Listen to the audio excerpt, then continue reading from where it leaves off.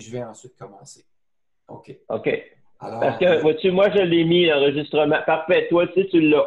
OK. c'est bon. Est-ce Alors, qu'il faut qu'on le mette tout le monde? Moi, non, non. Là, Non, ça va donner des fichiers assez lourds. OK? je vais Des vous fichiers qu'on va expliquer. recevoir. Je vais vous expliquer tantôt la raison des enregistrements et tout ça, là. Alors, je vais maintenant vous partager à nouveau l'ordre du jour. Share screen.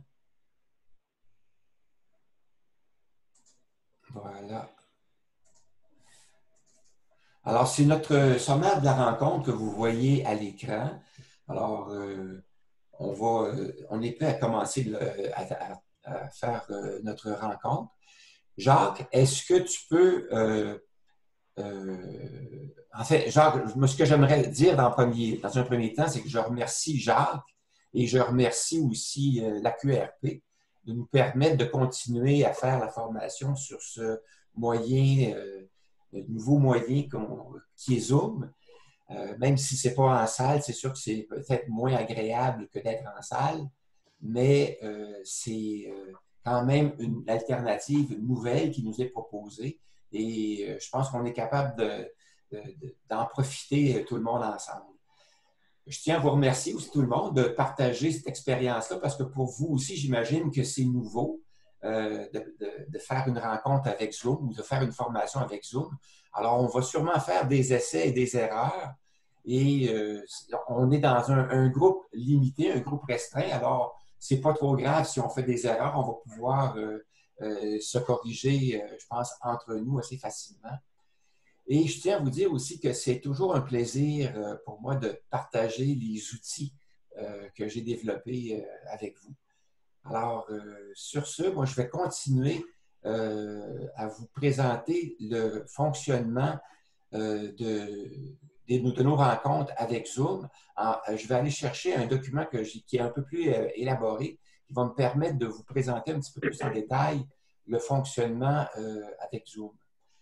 Alors donc, non, c'est un petit peu plus tard que... Non, c'est maintenant que je vais vous le faire, oui, c'est ça. Alors, étant donné que Zoom, c'est un nouveau médium, comme je vous disais, on va faire des apprentissages, on va faire des essais, des erreurs. Pour ce qui est de l'hyperlien que je vous ai transmis pour cette rencontre-ci va être valable pour toutes les rencontres qu'on va faire ensemble. Alors donc, ça va simplifier la gestion. Si jamais vous faites face à une perte de signal, une perte d'électricité ou quelque chose pendant la rencontre, bien, vous pouvez tenter de vous rebrancher à la rencontre et on va vous admettre lorsqu'on va voir que vous tentez de vous rebrancher à la rencontre. Maintenant, avec Zoom, ce qui est particulier, c'est que toutes les conversations, les documents doivent être fusionnés ensemble pour donner un résultat qui est intéressant. Alors, on a une contrainte qui est la suivante. Si deux personnes ou plus parlent en même temps, il y a comme un brouillard qui se crée et on n'est pas capable de distinguer ce qui est dit. Alors, il faut donc tenter d'éviter de parler en même temps ou si ça arrive, ben, on doit se laisser une pause puis reprendre un après l'autre la parole. Et pour ça, je pense qu'il faut se donner comme un code pour gérer la demande de parole. Alors, moi, ce que je pense, c'est que pour faciliter les choses, la personne qui est l'animateur va tenter de gérer les droits de parole. Les personnes qui veulent prendre la parole peuvent faire un signe de la main ou attendre au moins la fin d'une phrase pour demander la parole. Et puis là, on pourra vous céder la parole et pour vous permettre de faire votre intervention et la reprendre. Mais il faut tenter d'y aller, là, d'éviter d'avoir des conversations simultanées. Maintenant, concernant l'enregistrement des rencontres. L'enregistrement des rencontres est une fonctionnalité qui est possible avec Zoom et nous, on va tenter d'en profiter puis de rendre le résultat de nos enregistrements disponible pour les participants qui sont inclus dans notre formation. Comme ce matin, il y a 2 personnes, je pense, qui n'ont pas pu être présentes, mais qui pourraient le devenir. Alors, eux, les enregistrements de la rencontre vont leur permettre de de retomber sur leurs pieds et de voir ce qui a été vu. Alors, si jamais vous êtes absent à une rencontre, vous pourrez aller voir les enregistrements. Et aussi, les enregistrements, moi, j'ai l'intention de les morceler par point à l'ordre du jour, de sorte qu'au moment où vous souhaiterez revoir un point particulier avec un enregistrement, vous n'aurez pas à vous farcir 3 heures d'enregistrement pour repérer le point qui vous intéresse. Alors, en morcelant les enregistrements, un enregistrement par point à l'ordre du jour, ça va être plus facile pour vous de repérer l'information parmi l'ensemble des enregistrements. Également aussi, je vais tenter de terminer un enregistrement à la fin de chaque présentation et de vous laisser, de commencer un nouvel enregistrement pour vous permettre de poser vos questions et faire des commentaires, de sorte que ça va vous permettre à vous de réagir, de poser vos questions et ajouter des commentaires pour chacun des points. Et ça sera dans un enregistrement distinct, alors vous saurez où c'est classé.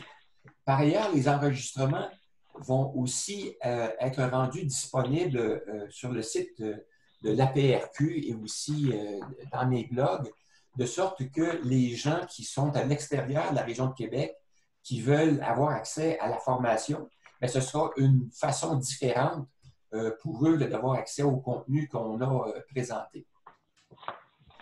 Alors donc, c'est des nouvelles possibilités que Zoom nous offre et on va voir si ça a du bon sens, si c'est quelque chose qui est utile et qui peut être réutilisé pour l'avenir. Alors, pour les moments où je vais faire des présentations, ce que je souhaiterais, c'est que si vous avez des questions de compréhension parce que mes explications ne sont pas claires, bien, vous pourrez m'interrompre à ce moment-là et ce serait peut-être les seules questions là, à poser pendant les présentations et les questions portant sur des sujets qui vous tiennent à cœur ou des commentaires supplémentaires, on pourrait les faire après chacune des présentations. Ensuite, étant donné que Zoom s'est diffusé sur Internet et ça passe par Internet, il y a une question de sécurité dont il faut être conscient.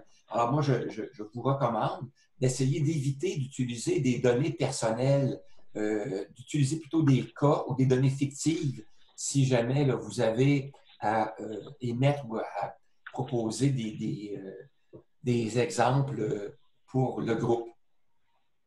Par ailleurs, on sait aussi qu'avec Zoom, c'est difficile de maintenir son attention longtemps. Alors donc, on va devoir s'adapter, adapter la durée des rencontres, faire des pauses peut-être un peu plus fréquentes. On va essayer d'être souple et si vous sentez que vous êtes un peu fatigué, bien, manifestez-le de façon à ce qu'on puisse ajuster la durée de nos rencontres et tout ça. Également aussi, c'est difficile de voir la réaction des participants parce que l'animateur souvent va être concentré sur la fenêtre principale et il ne jette pas toujours un coup d'œil sur les petites vignettes à côté pour voir la réaction des participants. Alors, c'est un peu une difficulté avec Zoom. Alors, moi, j'ai terminé de vous parler du fonctionnement avec Zoom pour nos rencontres. Alors, je vais donc arrêter la publication de ce document-là et arrêter l'enregistrement maintenant.